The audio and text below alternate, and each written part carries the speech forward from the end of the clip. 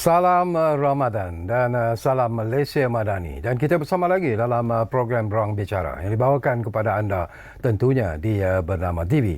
Dan sudah pastilah hari ini juga kita memilih satu lagi topik yang cukup relevan sebenarnya dengan sambutan bulan Ramadan ini. Dan sudah pastilah kita akan sembang-sembang berkaitan dengan topik ini bersama dengan seorang tetamu yang sudah pun ada bersama saya di studio Ruang Bicara ini. Baiklah. Topik yang menjadi pilihan kita hari ini di program Ruang Bicara ialah hormati Ramadan, elak persengketaan. Ini sesuatu yang cukup penting dan bagi saya ianya perlu diberi perhatian yang serius. Baiklah, izinkan saya terlebih dahulu memperkenalkan tetamu yang sudah pun bersiap sedia bersama saya di studio Ruang Bicara ini. Kita ingin mengucapkan jutaan terima kasih dan juga selamat datang kepada yang berbahagia Encik Muhammad Ali Imran Nur Rashid yang merupakan Setiausaha Agung Angkatan Belia Islam Malaysia ataupun ABIM. Jadi nak panggil apa, Encik Muhammad atau lebih mesra dipanggil Ali Imran? Ya, Datuk, pertama sekali terima kasih diucapkan atas jemputan untuk berkongsi khususnya di dalam tempoh kita malam-malam Ramadan ini. Betul. Dan saya ucapkan juga selamat Ramadan Karim dan untuk sesi ini insya-Allah boleh panggil saya Ali Imran.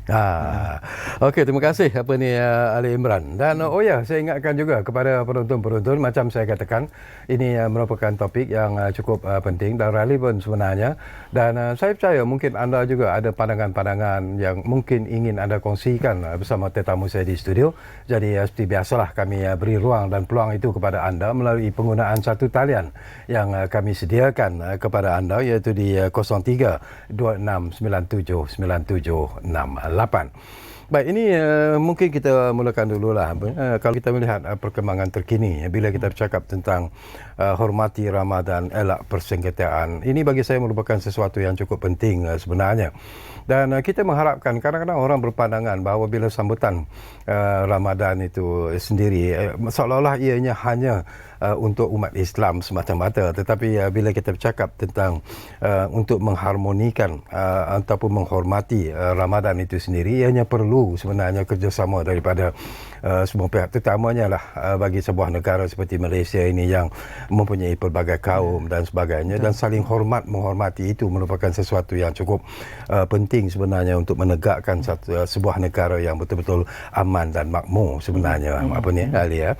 Dan mungkin kita juga terkejutlah dengan apa yang berlaku kebelakangan ini, peristiwa ialah isu stalking yang ada kalimah Allah yang dijual baru-baru ini. Kemudian ada juga peristiwa di mana seorang wanita tidak berpuas hati dengan laungan azan yang dia dengar dan dia pergi ke arah masjid tersebut, memarahi mereka yang berada di dalam masjid dan sebagainya. Jadi peristiwa-peristiwa inilah sebenarnya yang amat membimbangkan kita. Tapi mungkin bagi pandangan Ali Imran sendirilah, bagaimana pendirian ABIM sendiri dalam isu-isu yang berlaku ini sebenarnya, Ali?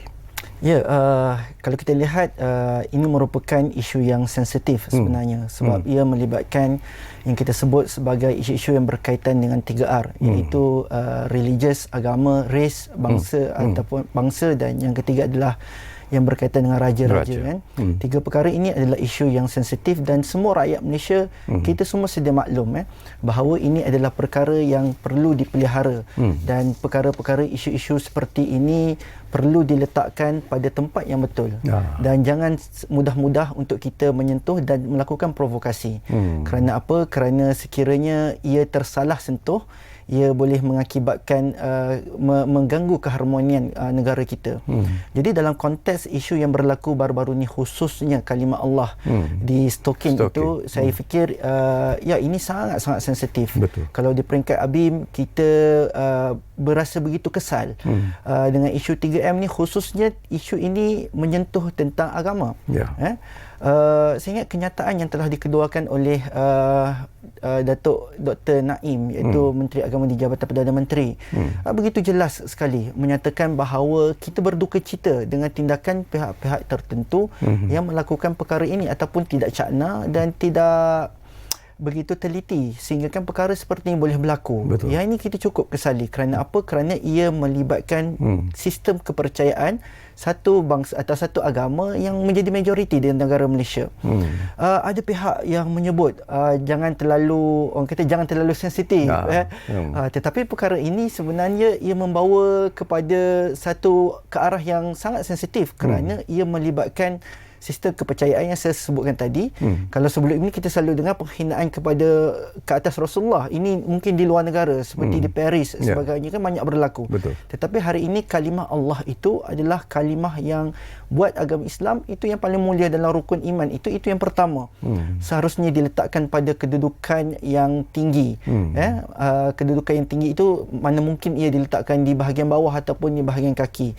Ini satu sensitivity yang perlu difahami. Sengaja ataupun tak, kita tidaklah menening jari begitu saja siasatan dilakukan, tetapi kita perlu berhati-hati. Dan lebih kesal lagi ia berlaku pada bulan Ramadan. Jadi Datuk kita pun keliru. Adakah disengajakan dihebahkan ataupun diwar-warkan dalam bulan Ramadan ataupun ia tidak disengajakan. Jadi bulan Ramadan ini adalah satu bulan yang mana umatnya disarankan untuk beribadat, yang kita sebut sebagai pesta ibadat, yang mana amalan itu berlipat ganda kan. Maka kita sebagai umat Islam ini mengejar darjat ataupun kebesaran yang telah ditawarkan oleh Allah SWT kepada hamba-hambanya. Malah di bulan Ramadan ini juga kita disuruh untuk bukan sahaja berpuasa perut dan kemaluan Datuk malah kita disuruh untuk berpuasa mata kita, telinga kita, mendengar perkara-perkara yang lalai, lidah kita kan. Tetapi saat inilah kita diuji. Maka kalau kita sebagai umat Islam dalam konteks yang sama juga, inilah ujian kepada kita dalam bulan Ramadan, dan apabila kita berhadapan dengan ini, semestinya kita perlu mengendalikannya dengan penuh berhikmah lah. Pada masa yang sama juga kita berasa khawatir dan risau kerana apabila perkara ini, isu ini tercetus, kita risau ia akan memberi satu semacam cetusan kepada sebahagian mungkin masyarakat Muslim yang tidak mampu mengawal emosi mereka. Dan perkara yang lebih kita risau lagi, ia mampu mendorong ke arah perbuatan-perbuatan yang berbahaya seperti mencederakan, dan ini harus kita elakkan kerana ia bersifat ghulu. Ini yang Islam tolak, ghulu ataupun ekstrim. Yang kita risau akhirnya imej Islam sebagai satu agama yang rahmah itu terkubur di situ. Jadi kita perlu berhati-hati address isu ini. Dan saya fikir satu perkara yang kita patut bersyukur dan patut kita berbangga pada hari ini adalah dalam kalangan masyarakat Muslim di Malaysia, kita bertindak cepat memberikan respon, memberikan ekspresi yang lebih positif agar perkara ini mampu ditangani sebaiknya. Khususnya dari segi kerajaan sendiri, institusi agamanya, menteri telah buat statement, NGO Islam, dan juga masyarakat Muslim itu sendiri. Dan hari ini juga Ali Imran, saya juga rasa bangga sebenarnya bila Sri Paduka Baginda Yang di-Pertuan Agong sendiri telah pun mengeluarkan kenyataan secara tegas. Baginda mahu supaya tindakan tegas diambil terhadap mereka yang melakukan kesalahan ini, terutamanya menjual stokin yang ada kalimah Allah pada stokin tersebut. Tetapi mungkin kalau kita melihat daripada gambar yang mungkin lebih mendalam lagi, ini tentang kes yang saya sebut tadi lah, tentang seorang wanita yang menceroboh masjid, mendakwa bahawa laungan azan subuh itu mengganggu jiran sedang tidur. Tetapi seolah-olah kita masih lagi belum memahami sebenarnya tentang kehidupan kita bermasyarakat. Masing-masing kita diberi kebebasan untuk mengamalkan agama masing-masing tanpa membangkitkan perkara-perkara yang mungkin boleh mencetuskan provokasi dan sebagainya. Mungkin dalam persoalan seperti ini, bagaimana pandangan Abim sebenarnya? Ini satu perkara yang kita perlu berikan perhatian dalam tempoh lebih 50 tahun, lebih separuh abad kita merdeka dan sebagainya, hidup bersama. Tetapi adakah kita masih lagi belum menemukan solusi untuk hidup bersama, khususnya hidup dalam bermasyarakat yang plural, yang pelbagai agama dan bangsa ini. Saya fikir di peringkat ABIM kita memang sentiasa berusaha untuk membawa ke depan isu-isu perpaduan itu. Saya ingat sebelum ini pun Presiden ABIM kita mengetengahkan agenda kosmopolitan, hidup dalam kepelbagaian ini. Malah kita memperkenalkan juga yang kita sebut sebagai istilah bangsa Malaysia untuk menanamkan satu semangat, satu kehidupan keharmonian itu dengan satu persefahaman dalam konsep seperti ini. Saya fikir perkara seperti ini dia ada beberapa perkara yang boleh kita berikan perhatian lah. Pertama sekali seperti yang Datuk sebut tadi kan, mungkin dalam kalangan masyarakat kita ini masih ramai yang belum saling memahami sesama kita. Yang saya maksudkan belum saling memahami ini adalah inisiatif yang diambil oleh kelompok masyarakat itu sendiri untuk mengenali dan memahami agama ataupun bangsa yang berbeza, praktis dan apa yang dilakukan oleh agama yang berbeza. Sebagai contoh, kita semua sedia maklum di Malaysia ini agama Islam itu adalah agama persekutuan dan ada masjid yang banyaklah di kawasan perumahan dan sebagainya, khususnya yang majoriti masyarakat Muslim. Dan semestinya masjid melaungkan azan. Jadi ini memerlukan toleransi yang begitu tinggi dalam kalangan masyarakat setempat. Khususnya sekiranya kita sebut masyarakat taman perubahan tersebut, mereka perlu memahami bahawa ini adalah amalan ibadat ataupun kepercayaan yang telah sekian lama dipraktiskan oleh umat Islam itu sendiri. Bagaimana kita sebagai orang yang bukan Islam saling menghormati. Saya ingat bukan sahaja bukan Islam kepada yang Islam. Malah saya ingat saya juga ada kenalan, kita duduk sebelah rumah masyarakat orang India dan waktu maghrib juga mereka membunyikan loceng dan sebagainya kan. Takkan kita nak marah itu. Inilah perlunya ruang untuk kita saling toleransi, hormat menghormati, malah kita boleh bertemu dan kita boleh berbincang kenapa mereka agama mereka menyuruh mereka untuk melakukan seperti itu dan apakah dari situ. Apabila kita memahami, pastinya kita akan memberikan sedikit reservation ruang kepada saudara kita, saudara senegara kita untuk melakukan amal ibadat mereka mengikut kepercayaan. Dan ruang itu pastinya akan memberikan tumpuan kepada mereka untuk beramal dengan lebih baik. Kita semua percaya kan, orang yang mempunyai faith ataupun mempunyai keimanan dalam agama masing-masing dengan sempurna, pastinya mereka mampu menjadi insan yang baik. Saya nak petik apa yang disebut oleh Ali Imran sendirilah. Ini berkaitan dengan apa yang disebut sebagai semangat toleransi itu sendiri. Apakah secara peribadi Abi melihat bahawa apa yang perlu kita lakukan sebenarnya supaya kita betul-betul dapat mewujudkan semangat toleransi itu di kalangan seluruh rakyat Malaysia tanpa mengira bangsa, tanpa mengira agama, latar belakang dan sebagainya. Kalaupun kita tidak berjaya untuk melahirkan semangat toleransi seperti apa yang kita inginkan, di mana silapnya sebenarnya? Antara yang dilakukan oleh ABIM adalah kita membudayakan budaya dialog. Budaya dialog ini adalah satu perkara yang pada kami ia adalah satu medium yang terbaik dalam kita membina ruang persefahaman dan toleransi tadi. Jadi dalam kita berdialog, pastinya kita akan melakukan interaksi dan kita akan bertukar kata-kata, pandangan dan pendapat. Dan dari situlah juga kita akan menemukan titik tolak dalam kita menentukan sikap kita. Sama ada kita nak memberi pengiktirafan, khususnya dalam kita nak memberikan pengiktirafan kepada pihak yang lain. Ini kepentingan dialog ni, sebab kita nak membuka ruang untuk kita mengiktiraf. Kalau kita tidak mengiktiraf, bagaimana kita nak hidup bersama?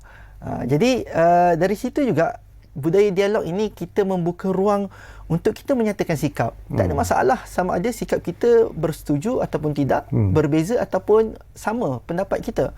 Di situlah kita menjadi, kalau berbeza pastinya ada titik yang kita boleh temukan. Kalau sama, itu pastinya lagi baik.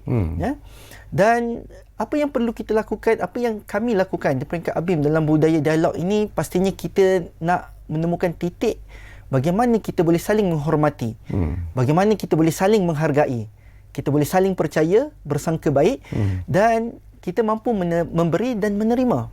Maksudnya bukanlah kita nak mereka dengar saja apa yang kita lakukan. dan akhirnya kita bersama-sama mencari jalan yang terbaik dalam menyelesaikan permasalahan ni.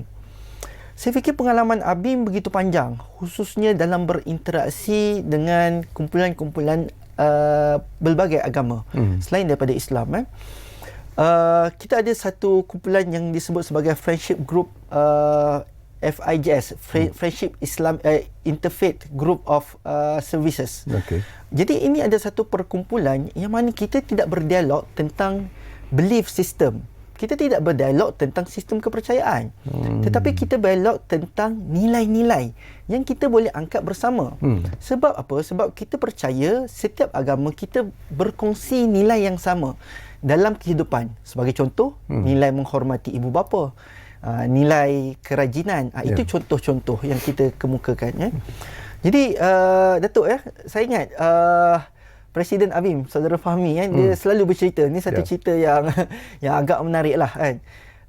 Waktu tragedi MH370, maka kumpulan-kumpulan agama ini berkumpul di Brickfield untuk melakukan satu solidariti ke atas kehilangan kapal terbang.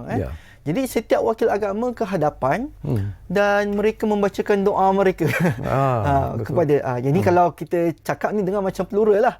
Macam ni semua agama sama. Tak. Bukan begitulah. Kita ada limitation. Tetapi itulah yang dilakukan oleh agama-agama lain. Mereka membaca doa dan sebagainya. Dan mereka minta Saudara Fahmi ni, yang sewaktu itu dia datang hanya meraihkan, tetapi tiada wakil dari agama Islam, maka dipanggil Saudara Fahmi ke depan. Maka yang menariknya, ruang itu digunakan oleh beliau untuk menerangkan kepada masyarakat yang bukan beragama Islam tentang bagaimana umat Islam menanggapi situasi-situasi seperti itu. Sebagai contoh, menyebut innalillahi wa inna ilaihi raji'un. Maksudnya kepada Allah lah kita akan kembali. Kalau kita berhadapan setiap ujian, maksudnya kita akan serahkan diri kepada Tuhan. Itu telah membuka pandang. Oh, begitu rupanya sistem kepercayaan Islam. Yang kedua, beliau menyebut bahawa kebiasaannya kita sedekahkan Al-Fatihah. Maksudnya satu bacaan yang kita sedekahkan agar dipermudahkan urusan mereka yang diuji. Dan yang ketiga, beliau menyebut oleh kerana kita tiada satu upacara yang khusus, kebiasaannya kita melakukan solat sunat hajat. Dan solat sunat hajat ini kita lakukan di masjid, dan pada masa yang sama beliau mengambil kesempatan itu untuk mengajak rakan-rakan yang beragama lain untuk datang ke masjid, dan kita buat satu program. Abim buat satu program untuk rakan-rakan dari agama lain mengunjungi masjid untuk mereka memahami tentang agama Islam. Dari Bila situ Ali Imran sebut tentang perkara ini, barangkali ini sesuatu yang cukup penting untuk difikirkan secara serius lah, termasuklah oleh golongan kita yang beragama Islam sendiri. Kita juga harus bersikap toleransi. Sikap toleransi itu juga harus ada dalam diri kita sebagai umat Islam sebenarnya. Dan kebetulan sekali kita sekarang ini berada di bulan Ramadan yang cukup mulia ini. Barangkali kita juga sebagai umat Islam harus menggunakan bulan Ramadan ini dalam usaha untuk memperkukuhkan lagi sebenarnya hubungan kita, bukan saja sesama umat Islam, tetapi yang lebih penting juga, yang penting juga sebenarnya ialah hubungan kita dengan rakan-rakan kita bukan Islam. Apakah Ali Imran memikirkan ini juga perlu difikirkan secara serius? Ya, betul. Setiap tahun kita akan menyambut Ramadan, sudah pasti kita akan menyambut bulan Ramadan. Dan pastinya rakan-rakan yang bukan Islam juga dia menyedari kedatangan bulan Ramadan tersebut. Mereka tahu. Mereka tahu. Sebab apa? Sebab bulan Ramadan ni selain daripada masjid tarawih, bazar Ramadan. Dan sebahagian daripada mereka pun sama-sama turun ke bazar Ramadan. Cuma mungkin isu yang kes tadi tu, seorang wanita pergi menyerbu masjid. Saya fikir yang itu lebih tertumpu kepada solat tarawih yang barangkali rumahnya bersebelahan dengan masjid. Dan bacaan tarawih itu agak mengganggu mereka. Itu yang berlaku. Tetapi di sini satu perkara yang kita rasa malang, sekiranya kita hidup bermasyarakat hari ini tetapi kita masih lagi gagal untuk memberikan satu pendedahan kepada rakan-rakan kita, masyarakat yang bukan Islam, tentang agama Islam itu sendiri. Khususnya sambutan Ramadan. Khususnya sambutan Ramadan. Mungkin mereka tertanya-tanya kan, apa malam-malam pun ada solat lagi, bacaan lagi dan sebagainya. Ini perlu dijelaskan dengan lebih tepat dan lebih ni, malahan kami pernah melakukan mengajak rakan-rakan yang bukan Islam ini, dan insya-Allah tahun ini juga kita akan adakan juga, menjemput mereka datang ke masjid dan kita memberikan sesi penerangan dan taklimat kenapa umat Islam berpuasa dan berbuka puasa, dan seterusnya kenapa kita ada solat sunat tarawih, dan berapa rakaat dan mengambil masa berapa lama. Jadi sekurang-kurangnya apabila mereka ada pendedahan kepada perkara ini, saya fikir sebelum tibanya Ramadan, mereka telah menerima, mereka sebahagian daripada kelompok masyarakat Muslim yang berada di situ, maka apabila Ramadan hampir tiba, mereka juga telah meletakkan satu mindset bahawa suraunya akan ada amal ibadat sehingga pukul 10 barangkali. Petangnya ada iftar dan sebagainya. Dan ini lebih penting sebenarnya, penerimaan itu. Tetapi ia perlu bermula daripada penerangan ataupun tadilah interaksi dan dialog. Okey, kita akan sambung lagi Ali Imran, tapi seperti biasalah kita akan berehat dulu buat seketika, dan saya ingatkan lagi kepada anda yang mungkin juga ada pandangan-pandangan, ada pendapat dan juga mungkin ada pertanyaan yang mungkin ingin anda kongsikan bersama dengan tetamu kita di studio. Jadi gunakanlah kesempatan yang kami sediakan kepada anda melalui satu talian yang kami sediakan, iaitu di 03, saya ulangi lagi, 0326979768. Kita rehat dulu dan kembali semula ke ruang bicara sebentar saja lagi. Rehat dulu.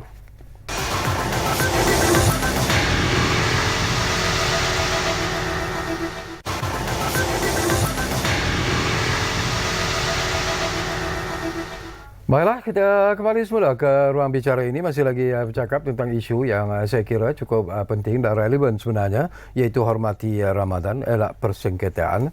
Dan tentunya kita masih lagi bersama dengan tetamu istimewa menemani saya di studio ruang bicara hari ini, iaitu Encik Muhammad susah nak sebut nama dia, Ali Imran Nur Rashid, yang merupakan seagung Angkatan Belia Islam Malaysia ataupun ABIM. Baiklah, kalau kita lihat daripada apa yang berlaku dan reaksi daripada umat Islam sendiri, Ali Imran, ada yang menyatakan bahawa satu tindakan yang tegas perlu dilakukan, perlu diambil oleh pihak berkuasa sebenarnya. Dan hari ini perkara yang sama juga disuarakan oleh yang Kebawah Duli Yang Maha Mulia Seri Paduka Baginda Yang di-Pertuan Agong. Tetapi ada juga pihak yang mengatakan bahawa ianya mungkin juga satu kesilapan yang dilakukan secara tidak sengaja, terutamanya lah tentang penjualan stokin yang ada kalimah Allah itu sendiri. Dan ada juga yang mengatakan berpandangan bahawa sekiranya tindakan tegas diambil, mereka bimbang ianya akan mewujudkan pula satu prasangka ataupun satu perasaan tidak puas hati bagi rakan-rakan kita yang bukan Islam khususnya. Tetapi bagaimana ABIM sendiri melihat isu ini, dan apakah jalan penyelesaian dan juga jalan tegas yang perlu dilaksanakan? Okey, pertamanya saya fikir kita wajar untuk mengucapkan tahniah kepada Duli Yang Maha Mulia Yang di-Pertuan Agong atas statement yang dikemukakan begitu jelas, bahawa isu yang sensitif 3R ini tidak boleh mudah-mudah dipermainkan ataupun diperkotak-katikkan istilahnya kan. Dan Agong yang merupakan ketua agama bagi negara itu telah memainkan peranan yang sangat baik dengan mengeluarkan kenyataan seperti ini. Dan kita pun tahu bahawa apabila kenyataan ini telah dikeluarkan, maka di peringkat Duli Yang Maha Mulia Yang di-Pertuan Agong memberi perhatian secara serius tentang perkara ini. Betul. Dan ibaratnya ia sebagai satu peringatan kepada mana-mana individu, mana-mana pihak selepas ini untuk lebih berhati-hati dalam mengemukakan pandangan tentang 3R. Itu yang pertama. Yang kedua, tindakan tegas. Mungkin boleh saya sebutlah, kalau orang kata prejudis ataupun prasangka, tindakan tegas ini dikenakan kepada non-Muslim dan sebagainya. Saya fikir isu 3R ini boleh berlaku kepada sesiapa saja. Boleh dilakukan oleh sesiapa saja. Betul. Ia tak mengenal bangsa ataupun agama, dan ia tak mengenal pangkat. Kita dah banyak kali dilihatkan dengan tindakan-tindakan statement-statement 3R oleh pihak-pihak mungkin ahli politik kan. Malah rakyat biasa kan, ataupun cyber trooper ataupun mana-mana keyboard warrior ataupun pengguna-pengguna media sosial, segenap lapisan masyarakat boleh melakukan 3R ini. Berbalik kepada undang-undang ketat ni wajar ataupun tidak, saya fikir antara perkara yang kita lihat di sini adalah kita telah ada undang-undang yang sedia ada, iaitu dalam kanun kesiksaan bawah undang-undang jenayah. Walaupun Datuk Azalina telah menyebut juga undang-undang tersebut telah menjangkau 7 dekad dan akan boleh ada kewajaran untuk dilakukan pindaan.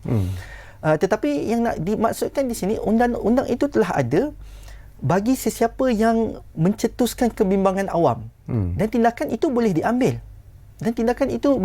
Ini secara jelas. Cumanya yang kita nak lihat di sini, adakah hukuman yang dikenakan itu setimpal ataupun tidak, ataupun perlu ditingkatkan. Itu wajar dibincangkan. Dan perkara ini saya fikir di peringkat ABIM tak adalah kita kata kita kena setinggi-tingginya. Yang ini kita lontarkan kembalilah kepada cadangan di peringkat ahli parlimen, dan bolehlah dilakukan revisit semula lah tentang undang-undang tersebut. Dan kalau ada keperluan, sewajarnya kita tingkatkan, ketatkan lagi. Dan mungkin boleh kita pertimbangkan juga satu hukuman yang bersifat alternatif. Saya ingat kalau macam Akta Kanak-Kanak, ni Datuk, Akta Kanak-Kanak ni yang terbaru, tak ada baru sangat pun, tapi yang terkini, dia ada perintah khidmat masyarakat. Mungkin barangkali itu menjadi satu perkara yang kita boleh kemukakan. Khidmat ataupun bakti ini kan satu benda yang boleh memupuk jiwa kan, dan patriotism kan, dan perpaduan itu, semangat perpaduan itu pun boleh dibina semula. Ada perkara yang dalam aspek sekiranya berlaku perkara-perkara yang boleh mencetus ketenteraman awam ini, ada satu elemen yang perlu kita berikan perhatian, khususnya kita sebagai rakyat Malaysia yang prihatin, iaitu apa yang kita boleh lakukan, semestinya lakukan laporan. Tindakan kita melakukan laporan polis. Dan akhirnya selepas laporan itu dilakukan, pastinya tindakan akan diambil oleh pihak yang berkuasa. Cumanya dalam hal ini, sekali lagi seperti statement ataupun pandangan awal yang telah saya berikan tadi, kita perlu berhati-hati ya Datuk. Sebab apa? Sebab apabila berlaku isu-isu yang mengganggu ketenteraman awam ataupun sensitif ini, tindakan-tindakan di luar kawalan itu boleh berlaku dalam kalangan masyarakat awam, memberikan reaksi kepada isu tersebut, dan ataupun kita sebut sebagai trigger lah, pencetus. Ini yang kita risau. Sebab apa? Sebab sekiranya mereka tercetus, terlalu beremosi dalam mengendalikan hal ini, kita takut mereka bertindak melampaui undang-undang. Jadi kesan ini di luar bidang kuasa mereka. Dan kita tak nak, khususnya kalau orang Islam lah kan, kita sebagai agama Islam, orang Islam melakukan tindakan seperti ini, seperti mencederakan ataupun melakukan tindakan keganasan, yang akhirnya menampakkan bahawa Islam itu kehilangan rahmahnya. Jadi kita cuba elakkan satu tindakan yang bertentangan dengan undang-undang. Kita nak menegakkan kebenaran, yes, itu betul, tetapi ia di luar undang-undang, itu bahaya. Maka apa yang wajar kita lakukan, kita memberikan tekanan. Bagaimana kita memberikan tekanan? Dengan memperbanyakkan laporannya, supaya pertama, laporan ini masyarakat yang ramai memberikan laporan, dan laporan ini mampu memberikan kesedaran, semacam evokasi kepada rakyat Malaysia secara keseluruhan, yang Muslim ataupun bukan, yang pelbagai bangsa secara keseluruhan. Saya nak petik daripada apa yang Ali Imran sebut, bila menyebut tentang mungkin peranan yang perlu dimainkan oleh ahli-ahli politik khususnya.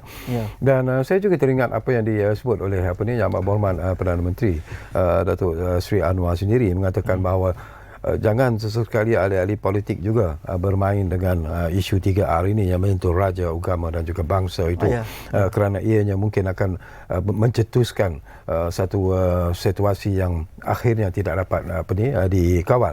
Mungkin juga ahli-ahli politik juga harus sedar bahawa ialah dengan isu yang berlaku ini, mungkin akan ada juga ahli-ahli politik yang akan mengambil kesempatan dengan apa yang berlaku ini, dan inilah yang mungkin akan seolah-olah menjadi pembakar sebenarnya kepada semangat masing-masing dan akhirnya akan mencetuskan sesuatu yang tidak kita ingini. Kita masih ingat lagi, mungkin ramai generasi muda yang lupa tentang peristiwa 13 Mei pada tahun 69 misalnya, bagaimana ianya telah berlaku pertembungan kaum yang begitu serius dan akhirnya negara kita berada dalam situasi yang cukup membimbangkan ketika itu. Jadi peranan ahli-ahli politik juga harus membuka minda mereka, paradigma mereka untuk memikirkan ke suatu arah yang dalam usaha untuk melahirkan masyarakat Malaysia yang harmoni sebenarnya. Peranan yang perlu mereka mainkan. Ya, sebelum saya sentuh tentang peranan tu, kita berbicara tentang perpaduan ya.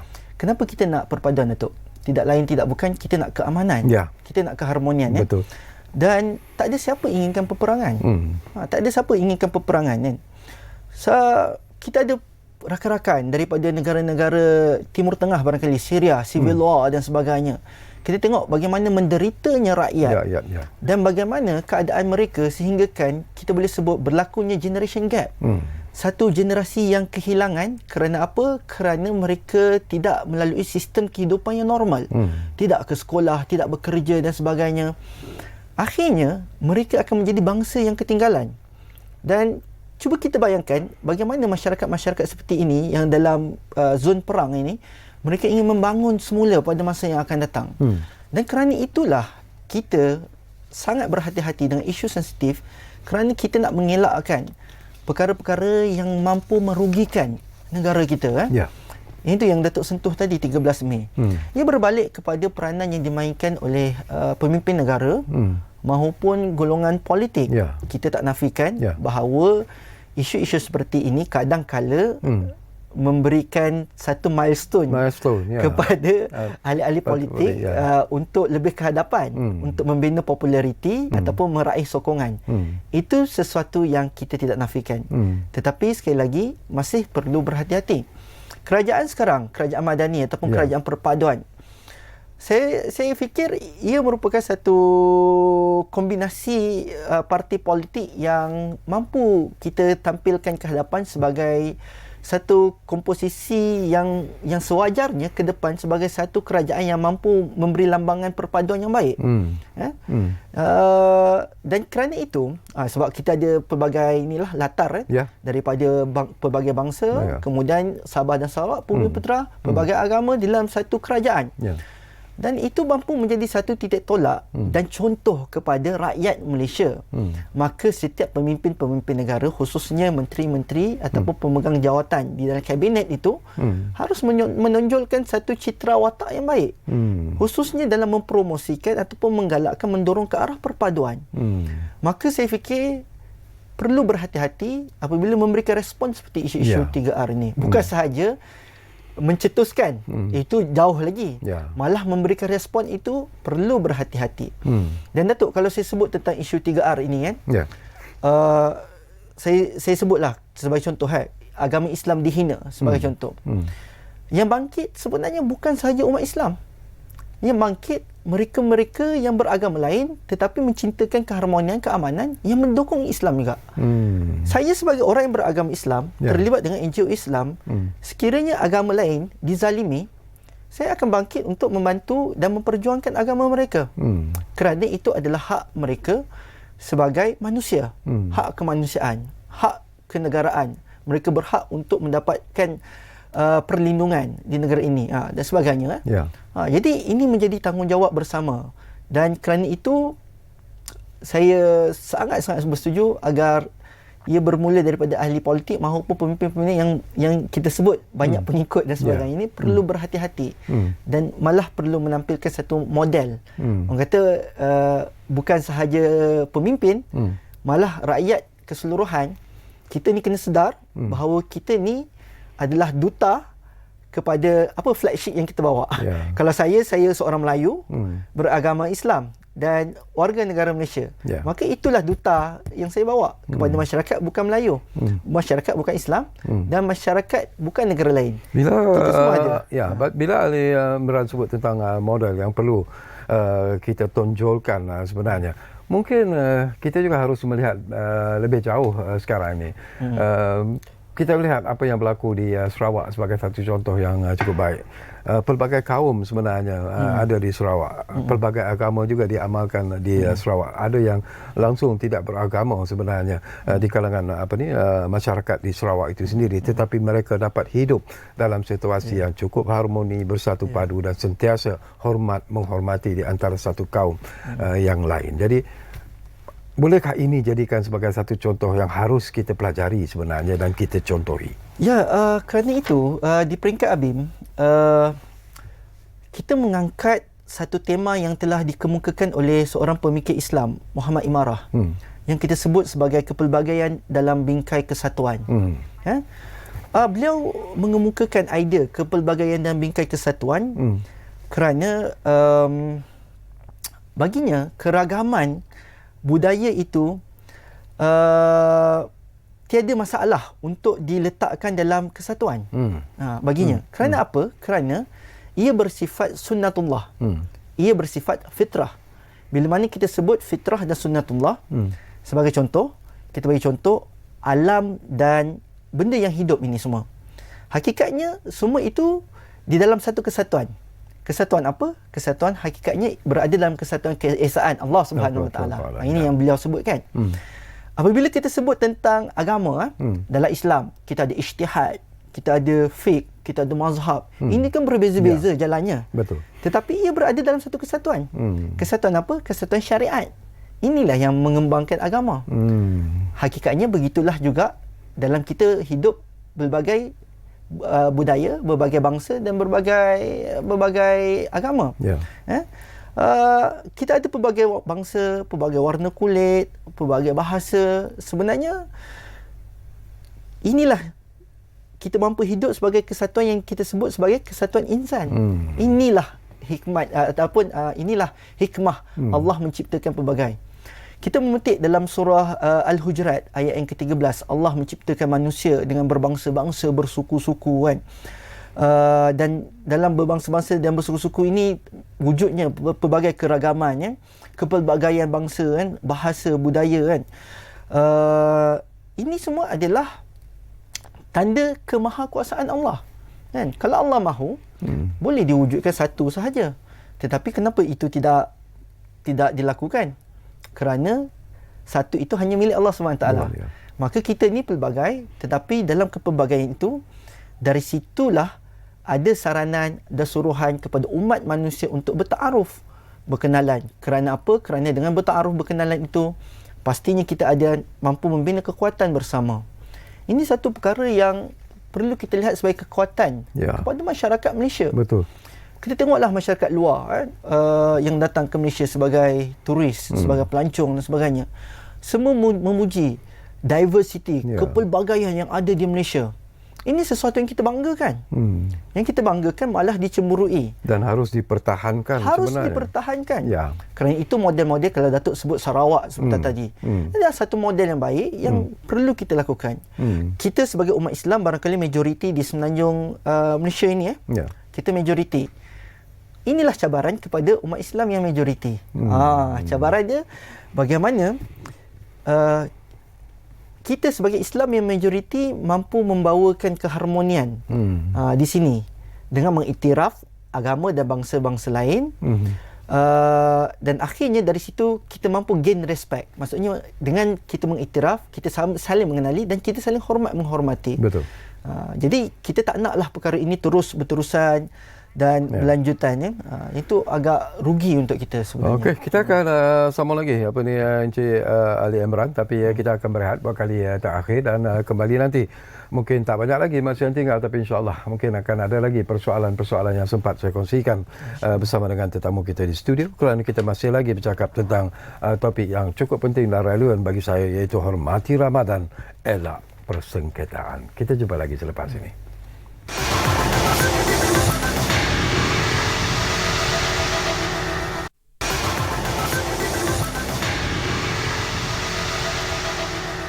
Baiklah, terima kasih banyak-banyak. Kalau anda masih lagi menumpukan perhatian bersama kami di program Ruang Bicara ini, dan kita hampir-hampir di penghujung sebenarnya. Tak banyak lagi masa yang tinggal, tapi insyaAllah mungkin ada lagi beberapa persoalan yang sempat saya kongsikan bersama dengan tetamu kita, Encik Muhammad Ali Imran Nur Rasid, iaitu Setiausaha Agung Angkatan Belia Islam Malaysia ataupun ABIM. Baik, ialah kita berada di bulan Ramadan, bulan yang dianggap sebagai penuh cabaran sebenarnya.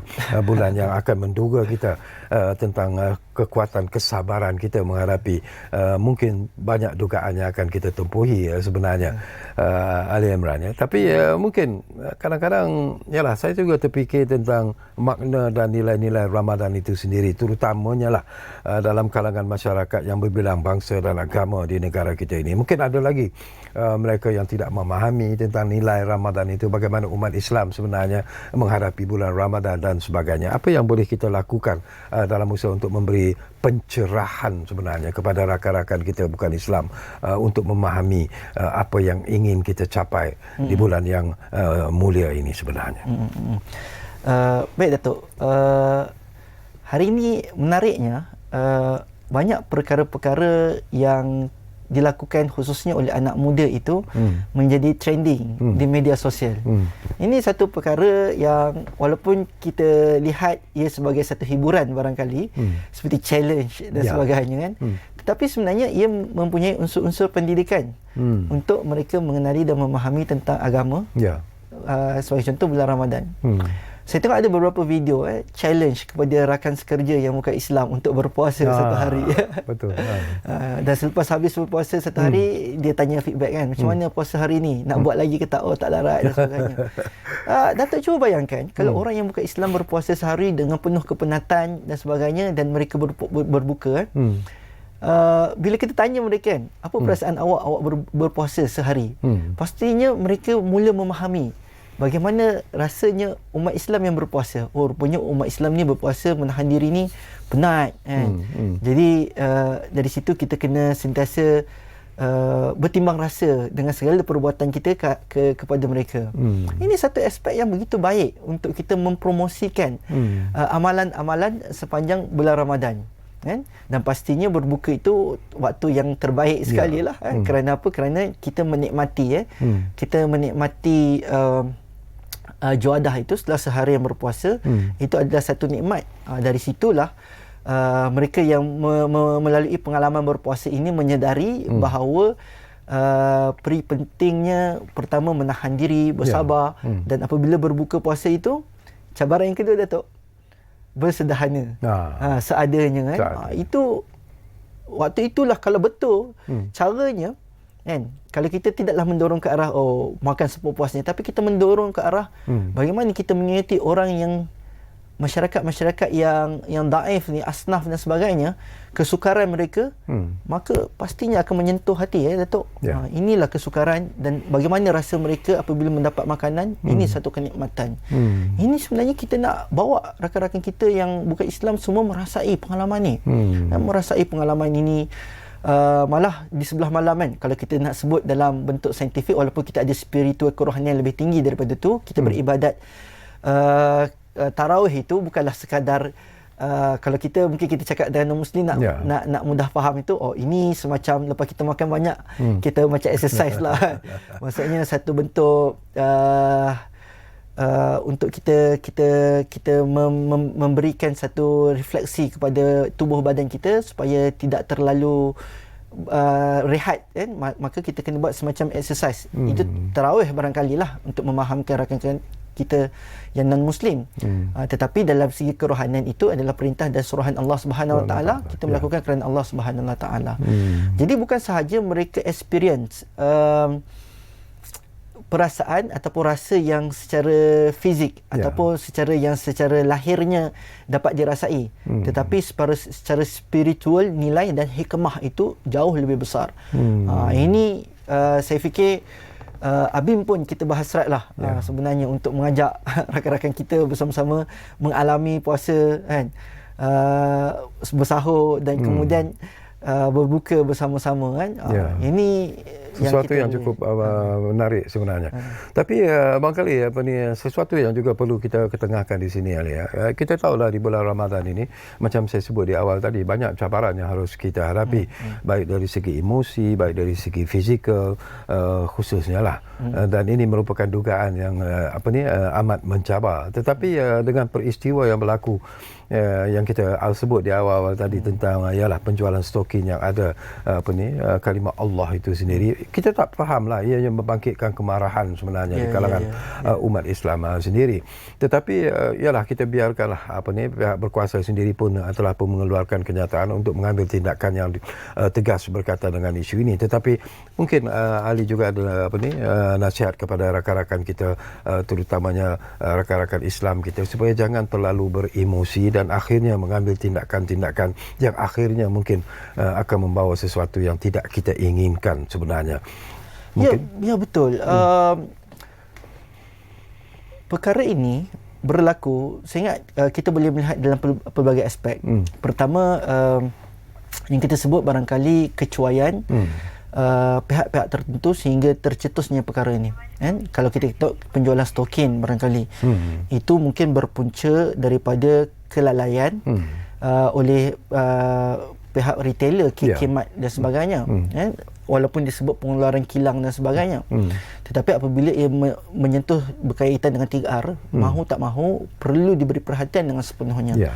Kita tak nafikan juga sekiranya ada pihak yang cuba menyiram minyak dalam api. Itu perlu kita berhati-hati. Tetapi yang perlu kita berikan perhatian juga, tidak kurang untuk kita berikan perhatian dengan secara serius, adalah peranan-peranan pihak-pihak tertentu, khususnya awam, yang melakukan provokasi. Saya ingat apabila stokin ni viral, yang menjadi lebih sensitifnya ada pengguna laman sosial media, Facebook dan sebagainya, mengeluarkan status-status provokasi kepada mereka yang beragama Islam.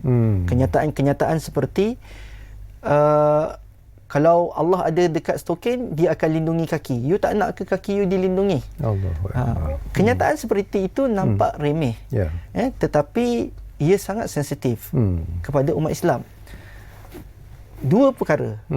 Sama ada memang dia sengaja ingin melukakan hati masyarakat Islam, ataupun itu bentuk satu gurauan. Tapi nak tak nak, ia merupakan 3R. Ia berbalik kepada tanggungjawab kita. Saya fikir pendidikan antara komponen yang amat penting. Ini back to basic, Datuk. Back to basic pendidikan. Dan pendidikan nak tak nak bermula daripada di rumah. Cuba kita tengok bagaimana masyarakat kita mendidik anak-anak.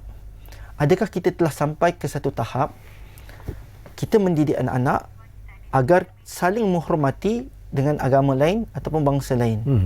Adakah kita mendidik anak-anak dengan kita memperlekehkan agama lain? Contohnya, anak kita bertanya, ayah, kenapa orang Cina dia bakar colok besar lepas seminggu raya Cina? Contohlah kan. Lepas tu kita memperlekehkan di depan anak-anak kita. Kita kata, oh itu orang gila je. Kita sebut macam tu. Itu kan melukakan hati kepada orang yang mempunyai kepercayaan dan beragama. Ataupun sebaliknya lah, orang yang bukan Islam bercerita, ayah, dada, daddy, kenapa orang Islam itu teriak bising-bising azan dan sebagainya? Itu memang suka memekak. Dia menjawab begitu. Ini adalah kegagalan masyarakat dalam mendidik generasi untuk menjadi generasi yang memahami dan akhirnya mempunyai sikap toleransi, dan kita boleh hidup bersama. Apa yang kita nak kalau kita mendidik anak-anak kita begitu rupa? Barangkali mereka-mereka yang melakukan provokatif seperti ini, mereka lahir daripada kalangan yang begitu. Ini satu bentuk kerugian. Mahu tidak mahu kita kena hentikan. Baik, kita di penghujung sebenarnya. Tinggal lebih kurang 2 minit saja lagi Ali Imran pendirian ABIM sendiri dalam isu yang telah pun tercetus ini, kebetulan di bulan Ramadan pula tu. Jadi nasihat dan juga serengka-ringkasnya nasihat dan juga pendirian ABIM dalam isu ini, Tuan. Baik. Pastinya kita menjunjung kedamaian, Ya. kita menjunjung perpaduan. Kerana apa? Kerana kita inginkan negara yang harmoni dan kita pastinya ingin melahirkan generasi-generasi yang mampu hidup dengan baik. Sekali lagi, siapa mahu peperangan? Ya. Siapa mahu pertumpahan darah dan pergaduhan?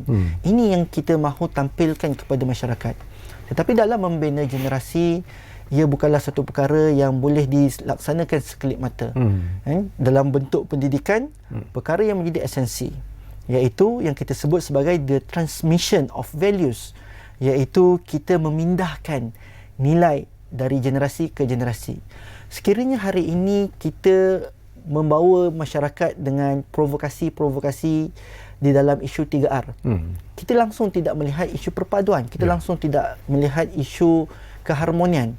Apakah nilai, values yang kita nak bagi ataupun yang kita nak serahkan, kita nak pindahkan kepada generasi-generasi kita selepas ini.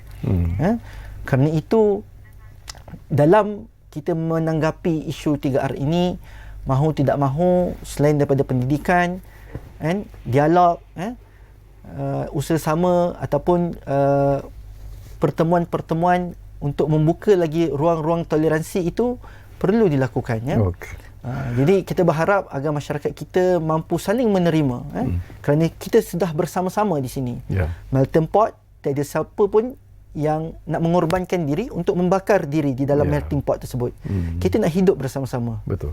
Kita nak hidup bersama-sama. Jadi terima kasih banyak-banyak kepada Encik Muhammad Ali Imran Nur Rashid, itu Setiausaha Agung Angkatan Belia Islam Malaysia ataupun ABIM, kerana sudi bersama kami di program Ruang Bicara ini. Dan banyak disentuh, banyak yang disebut oleh Ali Imran. Jadi kita harap walaupun peristiwa ini mengguris hati dan perasaan kita, tetapi sempena kerana kita berada di bulan Ramadan ini, ianya kita anggap sebagai satu dugaan yang amat besar sebenarnya kepada kesabaran kita, kepada kekuatan kita, kepada semangat kita. Kita yakin, kita percaya bahawa sekiranya kita serahkanlah kepada pihak berkuasa untuk mengambil segala tindakan yang diperlukan, dan janganlah kita menjadi mereka yang terus membakar dan akhirnya menimbulkan kekecohan yang mungkin akan memberi akibat yang lebih besar daripada apa yang kita jangkakan. Jadi terima kasih kepada anda yang menumpukan perhatian bersama kami di program Ruang Bicara ini, dan jangan lupa, seperti yang selalu kami janjikan kepada anda, Ruang Bicara akan terus berbicara bersama anda dari masa ke semasa.